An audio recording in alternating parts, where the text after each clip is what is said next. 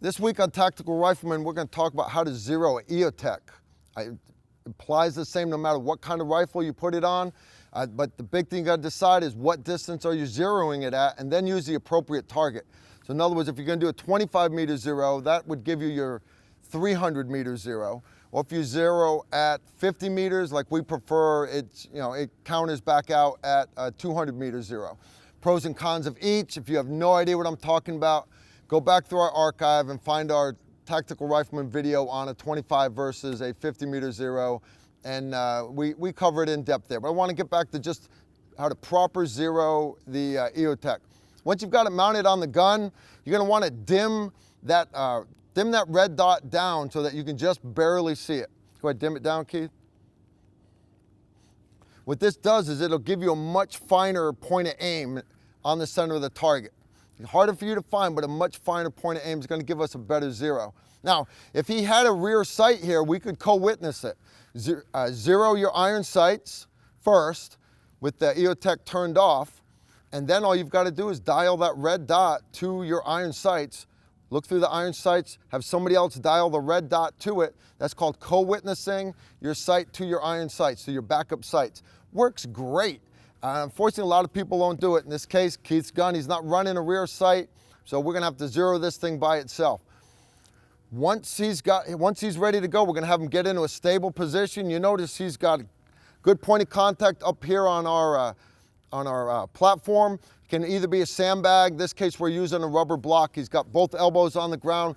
Body's got a good position. Now, in this case, a lot of people like to have that hand up underneath the gun because that's how they shoot it.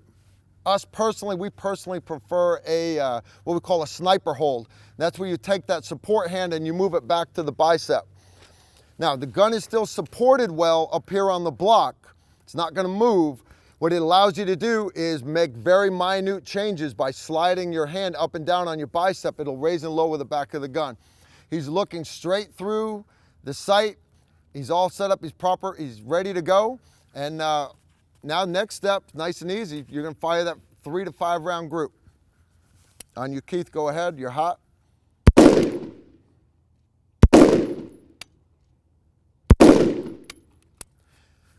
Now you notice he didn't jerk the trigger, nice and smooth. He didn't dilly-dally with it, just nice, smooth, roll through it. 3 shots. Let's go down and take a look. All right, so we'll come down, we're gonna look at Keith's target. All right, pretty good shot group, not bad. I always like to circle my bullet holes. That way when we start shooting more, I can tell which one's already been shot, and then I close the group and I number it. All right, now on this particular thing, remember we're using red dot sights that have a half MOA adjustment. You can use your regular M16 zero target. You can use a piece of paper with just a couple of pasties on it. But this is a particular target. This one's, they have them for 50 and 25 yard zeros. This one's made by Armor Dynamics. You can get them at armordynamics.com. You can also go to arrifle.com, a bunch of different websites, and you can download printable targets. When you do it, make sure you download ones that print to scale, that are actually designed for proper printer paper. Cheap, no need to buy nothing fancy, but the cool part about using this one is it actually has the correct numbers down the side for our half MOA adjustment sights. So, all right, we see a shot group. We're gonna move this point of impact left 10 roughly, and then we're gonna move it up, roughly 10 again. So we're gonna go up 10, and we're gonna go left 10.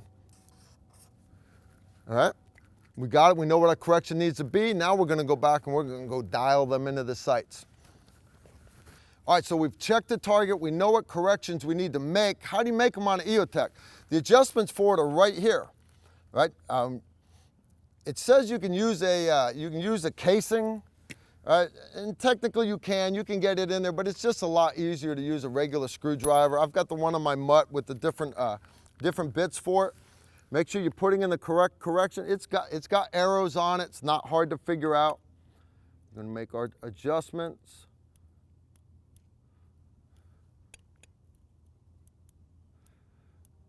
Now, how many clicks do I need to move it? Excellent question. And EOTech is set for a half-minute angle adjustment. All right, so what does that mean? It means it's going to move it, one click's going to move it 1 inch at 100 meters or 100 yards. In this case, we're sitting at 50 meters. So basically, if you're doing a 25-meter zero, you're going to go 1 click for every 1/8 of an inch you want to move it on that target.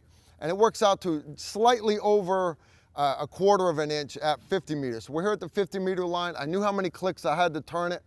And once you've made the adjustments, all we're going to do is just keep repeating this process. All right, so we're going to have Keith go ahead and send us another shot group.